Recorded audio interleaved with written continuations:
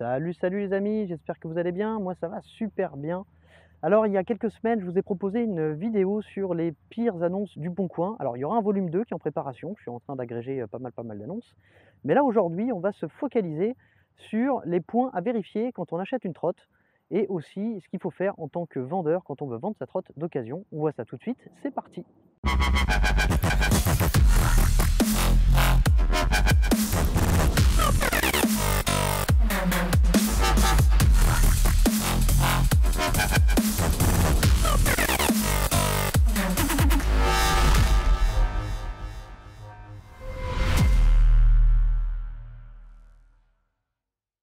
Comme d'hab, avant de commencer, on va faire les 15 secondes forçage.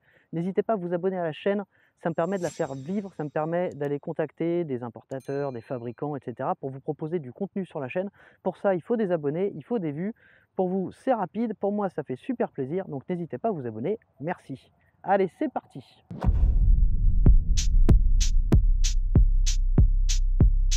On va commencer par le point de vue de l'acheteur. Qu'est-ce qui doit être vérifié sur une trotte au moment de l'achat? Qu'est-ce que vous devez demander au vendeur? C'est compliqué aujourd'hui. La première chose à savoir, c'est qu'un display sur une trottinette, que ce soit un display comme ça, un petit peu custom, ou un display d'origine, ça se remet à zéro très facilement, et si ça ne se remet pas à zéro très facilement, ça se change très facilement et ça coûte pas un bras. Enfin, en tout cas, pas par rapport au prix d'une trottinette. Quand on vend une trottinette 2000 € d'occasion, c'est pas compliqué d'investir 50 € dans un compteur neuf, histoire de fausser le kilométrage. Donc, ne vous fiez pas au kilométrage qui est indiqué sur le display parce que ça se trafique extrêmement facilement. Ça ne veut pas dire grand-chose. Il y a pas mal de points à vérifier. Première chose, avant de vous déplacer, demandez à l'acheteur, et ça c'est très important, de vous charger la trottinette à fond. Comme ça, quand vous arrivez, vous checkez la batterie déjà pour savoir si elle monte bien encore à son voltage principal, parce qu'une batterie qui va commencer à fatiguer ne montera plus à son voltage nominal. N'oubliez pas qu'une batterie 60 volts, c'est une moyenne. En réalité, c'est une plage de fonctionnement. Une 60 volts, par exemple, sa charge maximum, ce sera 67,2 volts. 66,8 pour une Dualtron, parce que le chargeur s'arrête là, mais la vraie capacité de la batterie, sa tension maximale de sortie, c'est 67,2. Pour une 52 volts, c'est 58,8 volts, etc. Je ne vais pas vous faire tout le détail, mais donc regardez que vous ayez toujours le voltage maximum qui correspond au voltage de la batterie. Ça, c'est une première chose à voir. Une fois que le voltage de la batterie est OK, on va pouvoir regarder autre chose. Premier truc à regarder, c'est si elle a du jeu. Donc pour ça, c'est pas bien compliqué. Prenez la trotte, vous serrez les deux freins et vous essayez de la bouger comme ça. Alors là, vous voyez, ça bouge, mais en fait, ça bouge au niveau de l'axe de l'amortisseur. Ce qu'il faut vérifier, c'est s'il n'y a pas du jeu ici ou même latéral. Donc ça, vous regardez ça, là, on est à peu près OK. Voilà, ça, c'est un des premiers trucs à checker. Si elle n'a pas de jeu, alors sur ce type de trotte, ce que vous pouvez vérifier aussi, ça c'est assez important, c'est les roulements qui sont ici. Sur toutes les suspensions à ciseaux, il faut faire très attention, il faut regarder ces roulements-là. Ça, c'est assez important. Dans la mesure du possible, essayez de faire ouvrir le deck. Vous venez avec un jeu de clé Allen pour l'ouvrir vous-même. Pourquoi? Pas pour jeter un œil au nid de câble, parce que vous n'allez rien y comprendre. Il y en a beaucoup et c'est le bordel. Mais pour vérifier que le deck n'a pas pris l'eau. Ça, vous verrez des marques tout de suite s'il a pris l'eau. Même si la batterie charge encore à fond, franchement, ne prenez pas le risque. Moi, je vous conseille, je passe à côté. Il y a quand même un câble que vous pouvez checker, c'est assez important. Ce sont les câbles de phase des moteurs, c'est-à-dire les câbles d'alimentation du moteur les plus épais. Vous vérifiez que la gaine n'a pas fondu. Si la gaine a commencé à fondre un petit peu, ça veut dire que le contrôleur a été utilisé au max de sa puissance, voire même un petit peu trop.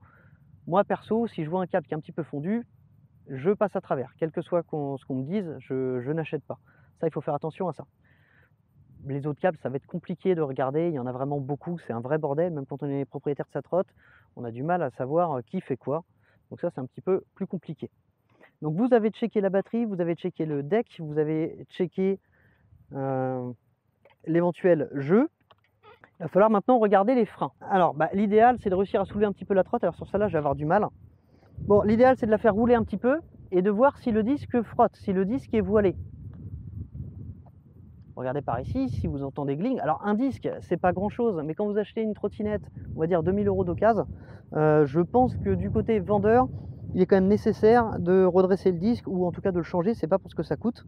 Mais quelqu'un qui vous vend une trottinette à plus de 2000 €, c'est toujours un exemple, hein, 2000 €, mais parce que j'entends 2000 € par cher, avec des disques voilés, c'est qu'il y a un truc qui va pas quand même. Vérifiez aussi les plaquettes, donc ça c'est pas difficile à voir, hein, vous regardez bien au-dessus, vous regardez entre les plaquettes, vous regardez s'il y a encore de la garniture. Bon, c'est des choses qui peuvent se changer facilement, mais toujours pareil, quand vous achetez une trotte d'occasion, c'est quand même bien de ne pas avoir grand chose à faire dessus, surtout si vous y mettez le prix.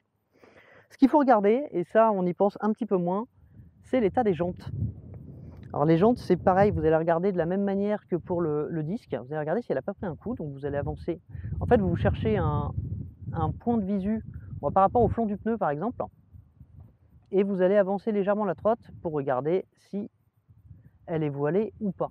Une jante voilée, c'est pénible, hein. C'est pénible et ça se voit pas forcément au coup d'œil. Si vous avez la possibilité de la soulever, le plus simple à faire, c'est de la soulever et de donner quelques tours de roue pour voir si la roue tourne bien droit.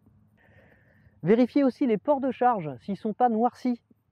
Auquel cas, ça voudrait dire qu'il y a eu pas mal de court-circuit, c'est pas bon signe non plus. Donc on regarde les ports de charge, ça prend 2 secondes.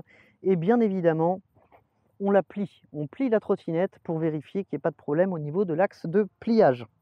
Alors une fois que vous avez checké tout ça, normalement, on est dans le bon. L'idéal reste encore de rouler avec et puis de voir si la trottinette vous convient aussi, puisqu'une trottinette ne va pas forcément convenir à tout le monde. C'est vraiment une question de feeling.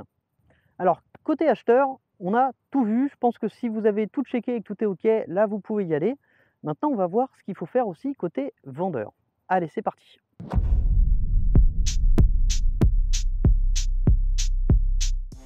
Alors, côté vendeur, première chose, pensez à un truc. C'est pas parce que vous avez personnalisé votre trotte et qu'elle est à votre goût qu'elle sera au goût de l'acheteur. Moi, ce que je vous conseille, c'est de retirer tout ce qui est récupérable côté accessoires et de les vendre séparément, de manière à pouvoir vendre votre trottinette d'occasion moins cher que le modèle neuf et puis de vendre les accessoires séparément. Une trottinette qui est déjà accessoirisée, ça va être beaucoup plus difficile à vendre.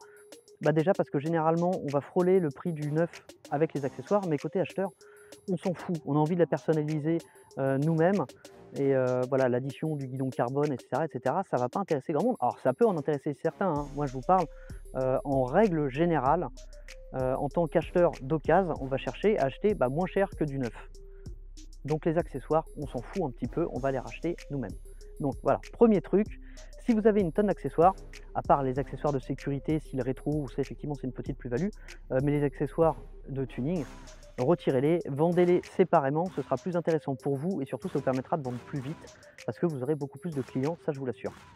Quand vous vendez votre trotte, même chose que côté acheteur, bien évidemment, vous précisez bien l'état de votre batterie et vous la présentez chargée complètement.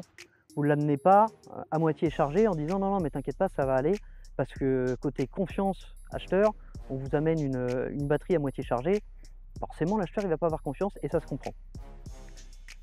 Les freins, si vous avez des freins qui couinent, des freins mal réglés, des disques voilés, ça coûte pas cher. Il vaut mieux les changer avant et être sûr que quand vous allez présenter la trotte, il n'y aura aucun pépin, ça évitera qu'on vous négocie le prix derrière, plutôt que de se dire oh c'est pas cher, il le changera lui-même. La plupart des gens qui achètent une trottinette, c'est pas pour la bricoler dès le départ. Au niveau du kilométrage et du display, soyez honnête, expliquez bien qu'un display ça se trafique facilement, mais que vous êtes honnête, que vous ne l'avez pas fait, plutôt que de dire non c'est infalsifiable, on sait très bien que c'est faux et que ça coûte pas cher. Donc jouez la carte de l'honnêteté, ça passera beaucoup mieux. Alors maintenant, on va parler du texte dans les annonces. Je vois beaucoup de gens qui font des conneries, et c'est les annonces qui restent le plus longtemps, on ne se demande pas pourquoi, qui n'ont pas envie de se faire chier à écrire un texte long et qui vont juste reprendre la fiche technique sur le site du fabricant et qui la recolle sur l'annonce du Bon Coin. Ça ne vaut rien, il faut faire un truc un petit peu personnalisé, il ne faut pas faire un truc de 15 lignes, mais un truc de 5 lignes assez clair, où on mentionne le kilométrage de la trotte, même si je vous ai expliqué qu'avec le display, ça se gruge assez facilement, mais voilà, soyons honnêtes, mettons le bon kilométrage. Indiquer la vitesse max GPS, alors moi je ne suis pas fan de ça, mais c'est la première question que la plupart des gens demandent. Au niveau de l'autonomie, ne cherchez pas à gonfler l'autonomie, parler de l'autonomie réelle, car quand on s'intéresse à ce genre de trotte assez cher, on a déjà fait le tour et on est déjà au courant des vrais retours et de l'autonomie réelle. Si vous flûtez à dire qu'elle fait 120 km alors qu'en fait elle en fait 30, il y a de fortes chances que votre acheteur le sache déjà et que du coup vous vous décrédibilisez totalement. restez honnête. C'est vraiment ce qu'il y a de mieux à faire.